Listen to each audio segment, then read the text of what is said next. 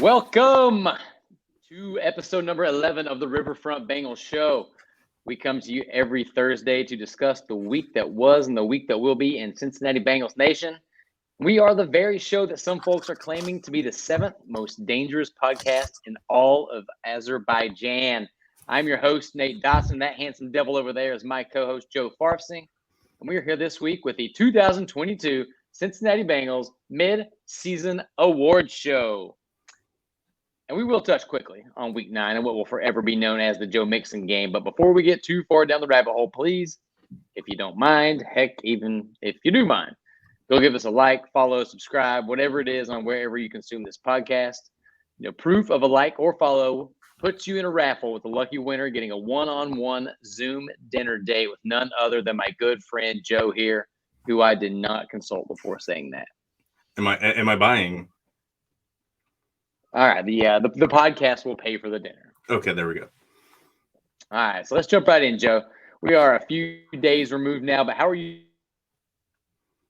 about that 42-21 thumping of the Carolina Panthers? That was an ass kicking, and it was fun to watch, man. It was. I was bored by the third quarter, especially when they took out the regulars. So I have no complaints whatsoever. It wasn't even that close. I mean, 35-0 at half wasn't even indicative of how much of an ass kicking it was. So yeah, and that's kind of where I wanted to start anyway on the defense. They allowed quote marks 21 points, but it would be a huge mistake to take anything away from that. It was never even anywhere near as close as the final 21-point margin makes it look. The defense was just dominant. What'd you see out there? Yeah, they gave up a grand total of 32 yards in the first half. 3 fewer yards than points that the Bengals offense scored in the first half. So, yeah, it was one first down. It was because of penalty on a defensive holding by Cam Taylor-Britt. It was just an absolute clinic by Lou Anarumo. You've got your defensive backfield completely decimated by injuries, and you couldn't tell. I mean, it looked like you had Deion Sanders and Rod Woodson and Troy Polamalu in the backfield, with as little as they were able to get going. Yeah, and when you're playing a team that has a strong run game like Carolina does, and you get out to a big lead, you're able to take away the only thing they really are comfortable trying to do. That's exactly what Cincinnati did. Speaking of those hot starting out hot, on the offensive side of the ball, we're going to talk about Joe Mixon plenty later, spoiler alert. But a recurring theme in these big days for the offense seems to be starting out quickly. The good guys marched 90 yards for a touchdown on the opening drive, then added 28. I'm not misspeaking there. 28 points in the second quarter to take a 35-0 lead into halftime. You really just can't ask for much more than that. Now that we've got some time, got some distance on it, what jumped out to you the most? Offensive line played their best game as a unit, I think, all across the board. They completely ripped up their run game that they've been using. They kind of got out of the wide zone that they had planned on using earlier in the year. They did that a few weeks ago, started going to the RPOs. This game, they fully committed to the running game, under center, heavy packages. They bring in the extra linemen. Adeniji had a lot of snaps in the first half. They did a whole lot of pulling the guards and the tackle for, to lead the way on runs and everything. And it was a full commitment to the run for the first time in probably almost a full year. Last time when they played Las Vegas during the regular season last year, they did a similar game plan of just committing to the run and just, this is what we're going to do. We're going to impose our will. We want to run the ball, so we're going to run the ball. And Mixon responded, and kind of with his, I've been beating the drum that he's not worth contract. He's a guy that I would look to jettison in the offseason just because of his contract number. This was a game for him to remind people that he's not gone yet.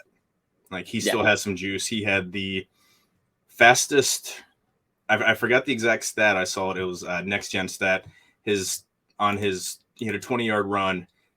He was clocked at 20.6, 20.7 miles an hour on it. Third fastest run that he's ever been timed at. And I think the fastest run, or one of the fastest runs that he's had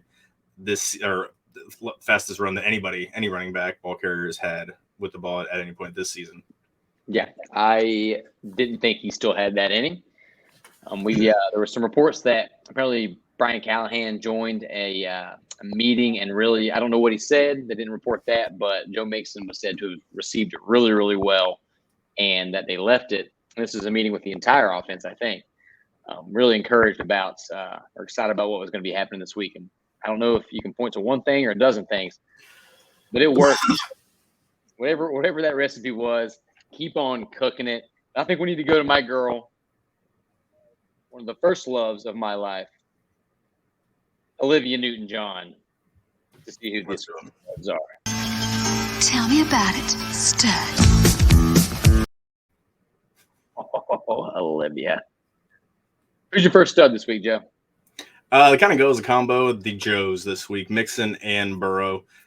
Mixon had the highest grade of any running back this season, 92, over 92 grade on PFF. He had over 90 grade running and receiving.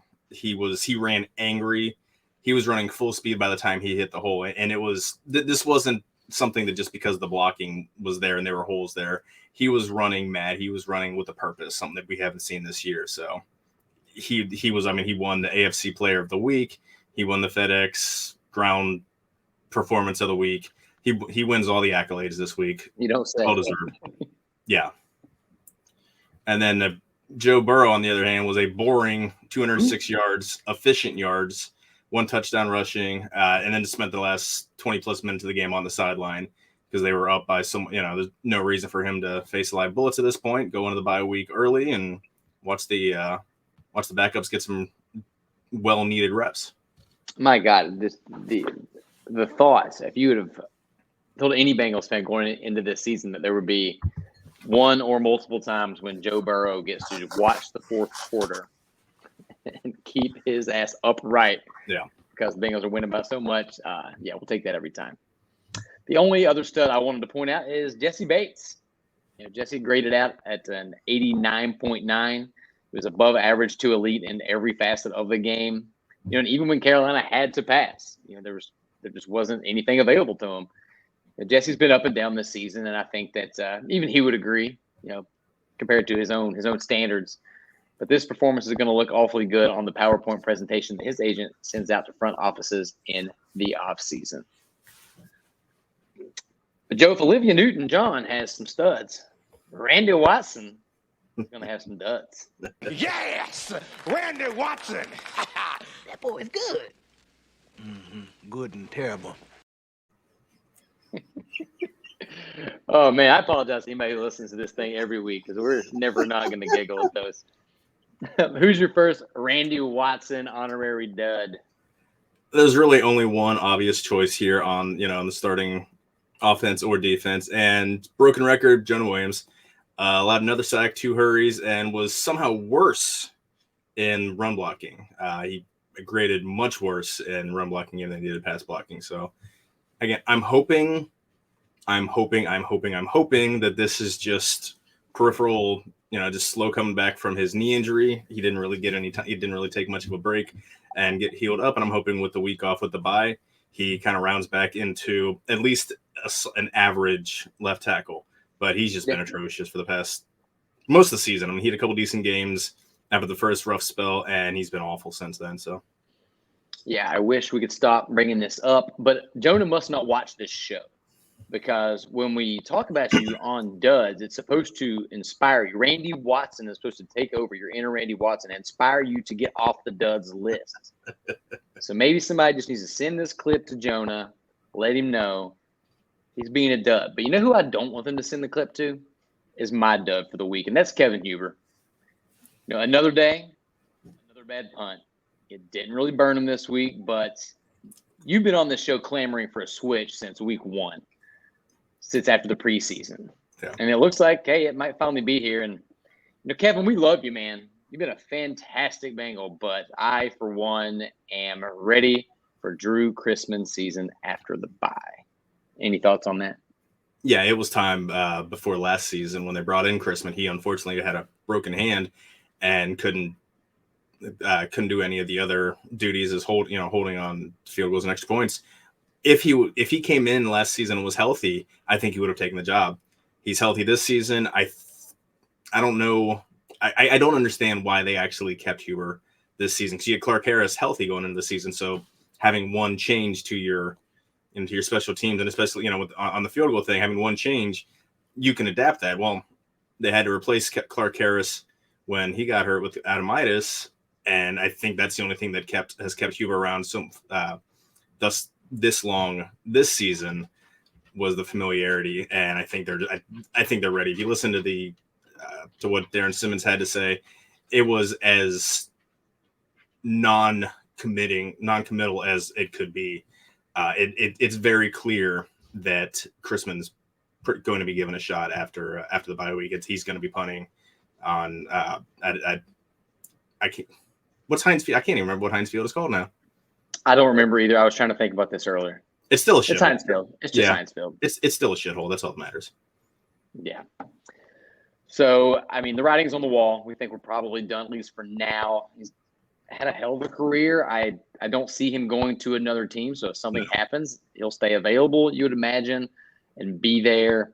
And the fact that he's been there and done it for so long is probably why they wanted to give him the longest leash possible. But you can only have so many consecutive games with a bad punt. And when that number gets up to 9 after 9 weeks, then, it might be time.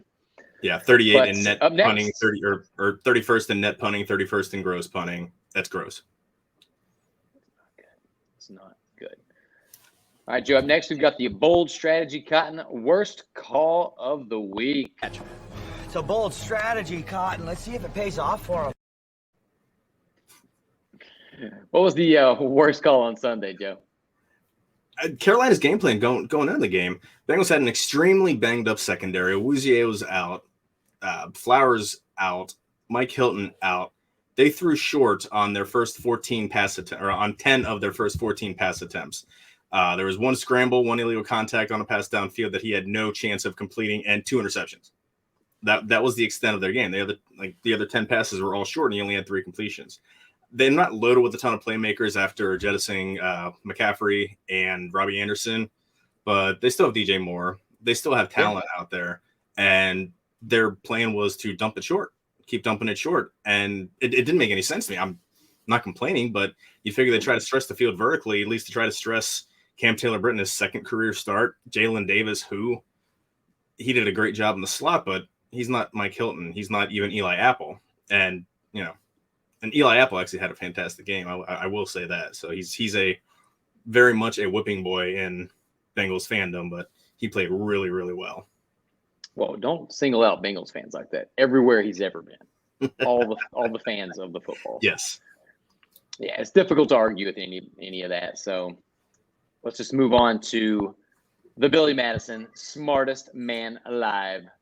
Good call of the week. Well, Billy, if you spell this correctly, you pass 2nd grade. Couch. C. Cow. Cow. C-O-R. Are you going to the mall later? That's what I'm asking. No, I am not going to the mall. Keep spelling, mister. C-O-U-C-H.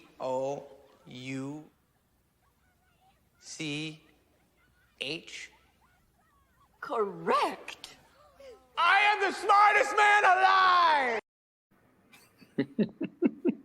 I'll never stop laughing at that. Might need to turn the clip down a little bit, but hey, let us have our fun. It's our show. I am going to give this award to everybody that had Joe Mixon in their lineup. I'm sure a lot in their fantasy football lineup, that is. I'm sure a lot of folks had already given up and moved on and moved Joe over to the Pine Pony. But if you had maintained faith, or if your hand was forced because the absurd amount of teams on bye last week, then you probably felt pretty good about it. Mr. Mixon scored 50-plus points in pretty much all formats, and he was just incredible. So Thank you, Joe Mixon.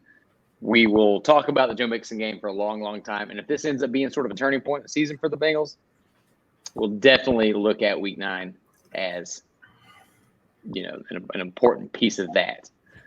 But Joe, let's get to some awards, shall we? And man, I gotta tell you, your taste in movies never ceases to impress me. This week, you have chosen the Fred O'Banion Award.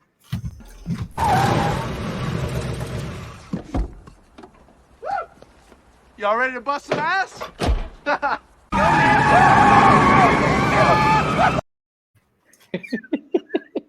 Tell us why you chose that award. Because Dazed and Confused is one of the top 5 funniest movies ever created. I will watch that movie. I don't care if I've just watched it the night before. If someone says you want to watch it, hell yeah, I am down to watch it again. I will quote the whole thing. I will sing all the goddamn songs. That Fred O'Banion Award goes to Joe Burrow in the huddle on the Bengals' first drive. Y'all ready to beat some ass? They went out. They kicked some ass. Took names. 42-0. 42 points before they rode the pine. Like, we're done. We're out. Yeah. It was, I was trying to think about how I could utilize something like that for my award, and I'm so glad that I didn't find anything because that was way, way better. I, on the other hand, pulled some inspiration from the greatest Keanu Reeves film of all time for my award, the Bill and Ted's Excellent Adventure True Wisdom Award. Socrates. The only true wisdom consists in knowing that you know nothing. That's us, dude.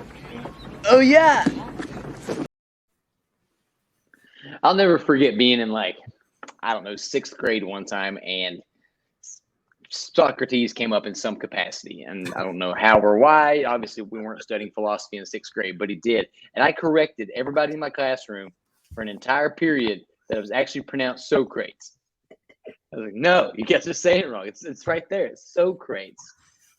It's one of those things that'll haunt me for the rest of my life. See, but I thought the best Keanu Reeves role was in a Paula Abdul video. I think it was Rush Rush. Ooh, I don't know if you've seen it. It might be a little before your time, but she was my Olivia Newton-John to you, which is weird because I'm older, and that's weird. Anyway, carry on. I don't love leather pants as much as I do. Our benefactor, Chad Dotson, would agree with this Paula Abdul take, by the way. By the way, anytime you say leather pants, it brings to mind Jim Bowden, and that is not the image when you're trying to think of someone with sex appeal. That's a good point, and I apologize for implanting that into your mind. The quote from the clip, the only true wisdom consists in knowing that you know nothing. Man, it sure seems like with every passing week, we as Bengals fans know absolutely nothing. The offense is dead one week. It's the greatest show on earth the next. We're starting to get worried about Burrow in week 4. Now he's back to being Joe Cool. The new offensive line is a disaster. Oh, wait. No, it's good. We're fine. Right when we knew, Joe, that it was time to have the Joe Mixon talk. We've been having the talk. Yeah. He has the best game in literally the history of the universe. Can confirm. Can confirm. So yeah, we're gonna keep coming at you every week because we have a damn good time. Yeah. But I can finally say that I am truly wise because I know that I know nothing. All right. Well, guys, we were sure that the Bengals need to only run under, out of shotgun and RPOs. They don't load the box, don't run against heavy boxes. Don't bring extra linemen. You want to spread the field. And so they went out and played under center, brought in heavy formations, and ran the ball all over the field. So, moral of the story, we're not smart. We know nothing, but we have a good time, and that's why it's worthwhile to keep tuning in. See how much wine we can consume in one podcast, and the answer is a lot. Plenty. Mega pint. Mega pint. You'll notice that my my glass stays between half and a third full at all times. I too far away from a bottle. All right, so moving on, we will dive more into standings, division versus wild card playoff odds, as well as any injury updates during next week's show, as the Bengals are on bye this week. Bye is the only team that the Pittsburgh Steelers will probably be favored against, though I think it'll be a close one. So, Joe, let's dive right into the meat and potatoes of this week's show. The reason that we are dressed like stallions, classy, beautiful golden gods of men. The 2022 Cincinnati Bengals midseason awards ceremony.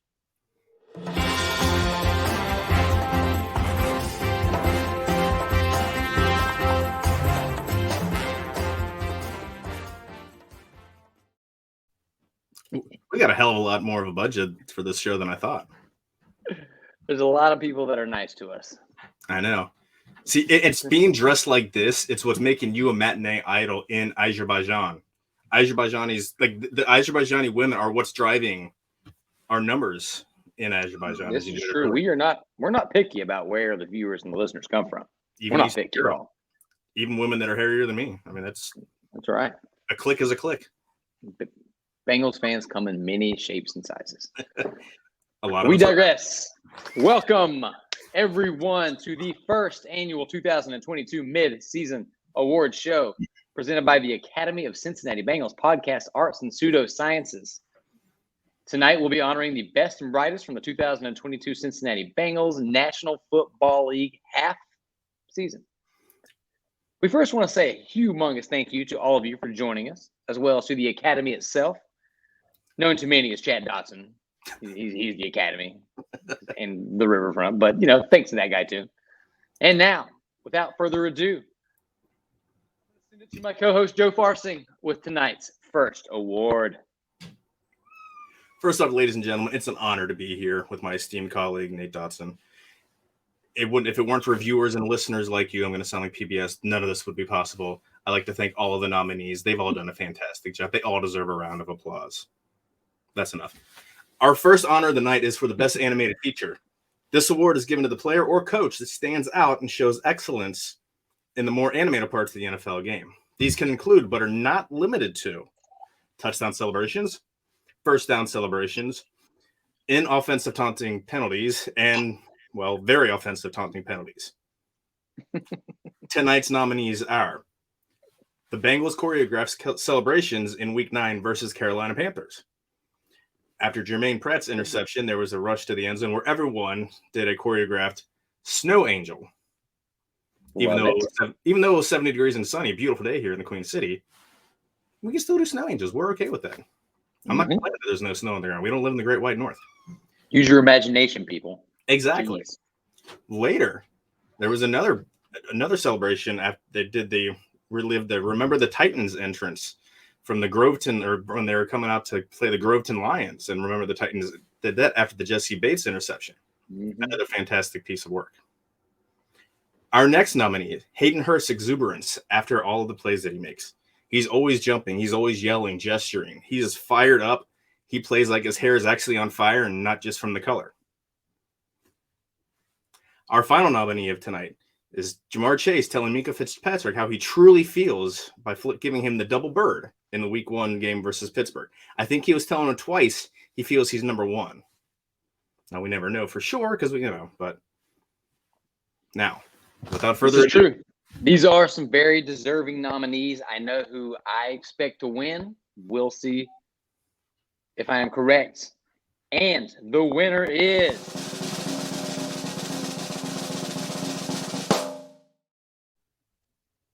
Hayden Hurst. Hayden Hurst.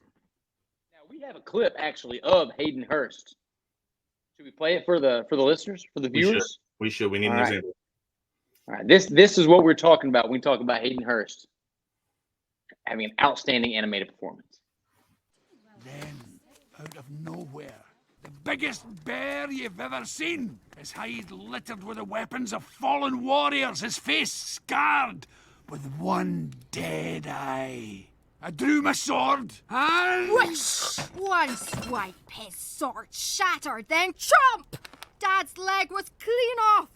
Down the monster's throat it went. Oh, that's my favourite part. Mordo has never been seen since, and is roaming the wilds, waiting his chance of revenge. Let him return. I'll finish what I guddled in the first place. Merida, a princess does not place her weapons on the table. Mom! Wait. Yeah, just getting word. That was actually that's not Hayden Hurst. That's King Fergus of Dunbrock from the Pixar movie Brave. Yeah. I apologize to our viewers and our listeners. We are so sorry, folks. We were sure that was Hayden Hurst. There was no doubt in my mind. I watched the clip several times. Bottom of my heart, I am embarrassed. Hayden Randall Hurst is originally from Jacksonville, Florida. Went to South Carolina. Go Cocky. What a terrible name. Drafted by Baltimore, round 1, 2018. Little known fact, he actually played Tormund Giantsbane in HBO's Game of Thrones in his spare time. All right. So it has been a big few years for Hayden. Not only was he on one of the most popular television shows of all time, he's also incredible at spinning a football following a first down. So it's only the halfway mark. We'll see what happens the rest of the year, but I think I was a big fan of the double bird. That's really what I was hoping would happen. Remember the Titan celebration was great, but Hayden Hurst, absolutely a deserving winner. Congratulations. Those are some angry birds as well. There's some angry birds. All right, next on the docket is the award for Best Original Screenplay. This award is given to the best performance by a coach, player, or front office member that was not based on previously published material, a performance that was truly unexpected. The nominees are Zach Taylor, heavily utilizing the run-pass option in Week 6 versus the New Orleans Saints. Von Bell's 2-interception day against the Miami Dolphins. Samaje Perines, 84.5 offensive grade against the New York Jets in Week 3. And Tyler Boyd's 8-catch, 155 receiving yard game in Week 7 against the Atlanta Falcons. Hold on a second. Bring me the envelope. All right. And the winner is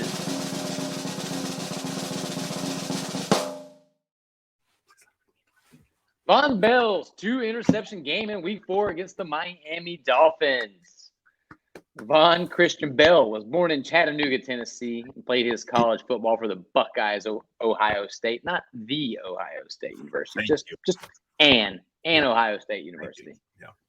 After accumulating only 2 interceptions in his career prior to Week 4 in 2022, Bell doubled that total in one game, anchoring a defense that kept the high-octane wide receiving duo of Tyreek Hill and Jalen Waddle in check en route to a 27-15 victory.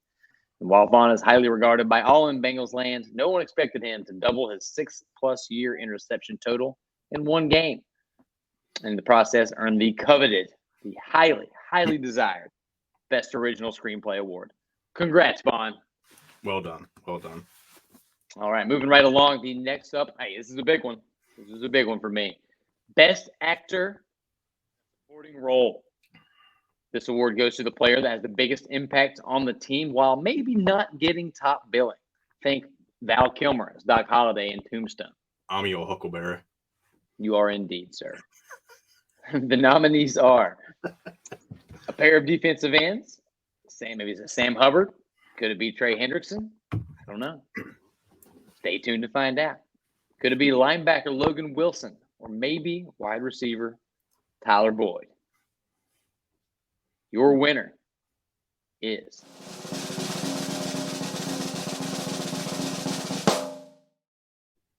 Trey Hendrickson. Come on down, Trey. Oh, sorry. Just received word. Trey could not be here tonight, and he asked me to just say a few words about him. Trey Hendrickson was born in Orlando, Florida, and played his college ball at Florida Atlantic. Trey is leading all defensive players who suited up every week so far for Cincinnati with an 85.8 grade on PFF. Trey has improved in each and every one of his now 6 seasons in the National Football League, and quite frankly, I don't want to imagine where this defense would be without him setting the tone week in and week out. Congrats, Trey. We're happy for you, man. We hope you had this written into your contract and you get a nice little bonus. Congratulations. Well done. I'm glad he didn't play for Florida Pacific because that wouldn't make a whole hell of a lot of sense whatsoever. That would be one of the most Florida-esque things I've ever heard of. It's like Indiana University of Pennsylvania. IUPUI or somebody? No, that's yeah. I know. Indiana University of Purdue University. It doesn't matter. Yeah. All right, Joe, why don't you take us to our next award for the night? Now we're going to be honoring those who find themselves most often behind the camera. This is time to give away our Best Director Award.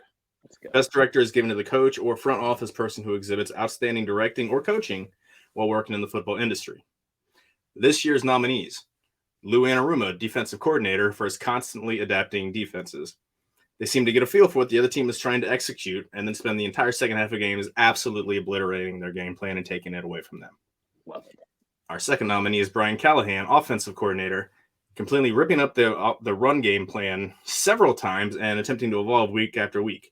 First, it was, like you said earlier, immediately going away from the wide zone scheme that they plan to utilize and put in more RPOs. They're running out of the shotgun, which was successful for a couple weeks. This week it was a power run game with heavy formations, pulling linemen, and end arounds with Trent Taylor and Trenton Norwin, which surprisingly worked really, really well. And today's winner is... Oh, man. There's good nominees.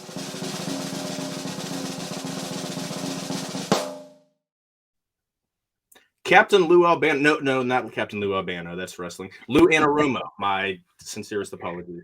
The Pride of Long Island is probably not long for the Bengals staff. He was sought after for a couple head coaching jobs last offseason, notably with the Giants, who he coached for previously. I'm fully expecting him to get a head coaching gig this offseason, so we're going to enjoy the hell out of you while you're around, Lou. Well done. We are sincerely hoping that this award and what it means to Lou keeps him around to continue leading this awesome defense. I hope so, but a tenfold increase. Joe, the next one's the next one's a big one, man. Why don't you take us home? This is it. This is one of the big ones. Award for Best Picture. The award for Best Picture presented biannually by the Academy of Cincinnati Bengals Podcast Arts and Pseudosciences to the most impressive performance in all facets of an NFL week. This year's nominees are Week 3 at the New York Jets. The entire team's performance. Joe Burrow threw for 275 yards, 3 passing touchdowns, and the defense turned over Joe Flacco and the homestanding New York Jets 4 times, 2 interceptions, 2 fumbles. Suck it, Flacco. As always, word to remember. Second nominee is Week 7 versus the Atlanta Falcons. Burrow threw for 481 yards, 3 touchdowns. Defense held the Falcons to a grand total of 214 total yards.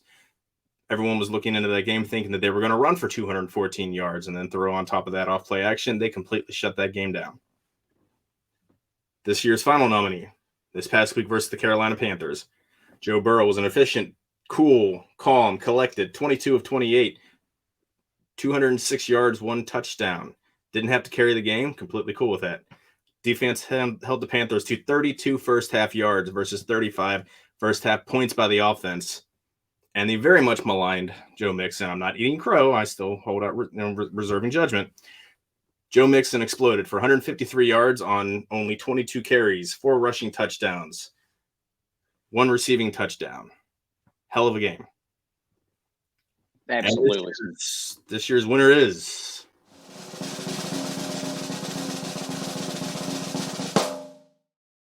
the Week 9 performance versus the Carolina Panthers, as if there was any doubt. Just an absolute ass-kicking, start to finish, offense and defense. Second team came in, and they played well, too. It was a runaway. There was never any doubt, much like when Licorice Pizza won the Academy Award for – I have no idea what Licorice Pizza was even about. Sounds awful. Terrible, terrible comparison. Top Gun Maverick was awesome, though. We digress. I'll let you know when I watch it. I don't like Tom Cruise. I don't like Tom Cruise. Oh, that's a hot take. We'll save that for the bye-week pod. We're going to need to dive a little deeper into that. I need to dissect that comment for a minute. I don't think you need to. There's not a lot to it. It's Tom Cruise. You might be fired. Before we get too off the rails and I have to drink the rest of this bottle of wine based on just terrible actor takes, let's get into our final award of the night, ladies and gentlemen, the prestigious honor for Best Actor in a Leading Role. The award for Best Actor in a Leading Role is given to the performer who has delivered the most outstanding performance for the 2022 Academy year. And that is the Academy of Cincinnati Bengals Podcast Arts and Pseudosciences. Pseudo, don't forget the pseudo. Very important. We're thinking Daniel Day-Lewis and There Will Be Blood. Without this performer, the film itself, or season, if you will, would have likely bombed and been unwatchable. The midseason nominees are Joe Burrow, quarterback; Jamar Chase, wide receiver; Chido Awuzie, cornerback; and the aforementioned Trey Hendrickson, defensive end. And ladies and gentlemen, the winner is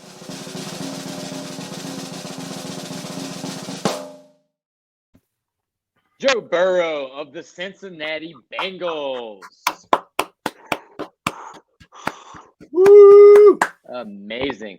Joseph Lee Burrow, you may not have known this, but he's an American football quarterback for the Cincinnati Bengals of the National Football League. Following a stint with the Ohio State Buckeyes, Burrow played out his college career at LSU alongside teammate and fellow nominee Jamar Chase. Drafted with the first overall pick in the 2020 draft, Joe quickly and firmly planted himself in the hearts and minds of all Bengals fans, becoming the first NFL rookie ever with at least 400 passing yards, 3 passing touchdowns, and a rushing touchdown in a single game. The legend begins. Since then, Burrow has established himself as the undisputed leader of a revitalized Cincinnati franchise. And in 2022, this Academy Awards season, Burrow leads all offensive players with an 80.6 PFF grade, in addition to his always steady, calming nature at the podium and in the huddle. So apologies to the other incredibly deserving nominees, but we know this award always goes, or at least almost always goes, to the quarterback. Congrats, Joe Burrow. You've done it. That's all I got. They're very, very well deserving. It's something about anybody with the name Joe. They're just kind of a step above as a general rule. I mean, you got That's it. Joe Mixon, Joe Burrow, Joseph Daniel Votto, Joe, I don't know what his middle name is, Morgan, Joe and Nuxall. Joe Nuxall, and most importantly, this handsome lad here. Well, most importantly, that's a fact. I mean, I'm older than most of those guys, so they were named after me, right? I'm older than Joey Exactly Votto. right. I was the namesake. That's exactly right. Word traveled All far right. away from my birth. Well, we did pretty good there, Joe. We got through this in under 45 minutes. We do have a couple viewer mail questions, but I'm going to push those back to the bye week. We're going to need some content for next week. And mostly they were just people telling us that they're sad or cold. So we're all going to be sad and cold next week, and we'll dive into it then. And that is going to do it for this 2022 midseason Cincinnati Bengals Awards ceremony. Thank you to Chad Dotson and the Riverfront Academy. Thank you to my co-host, Joe Farfsing, and all the viewers at home. I'm Nate Dotson. Have a wonderful night.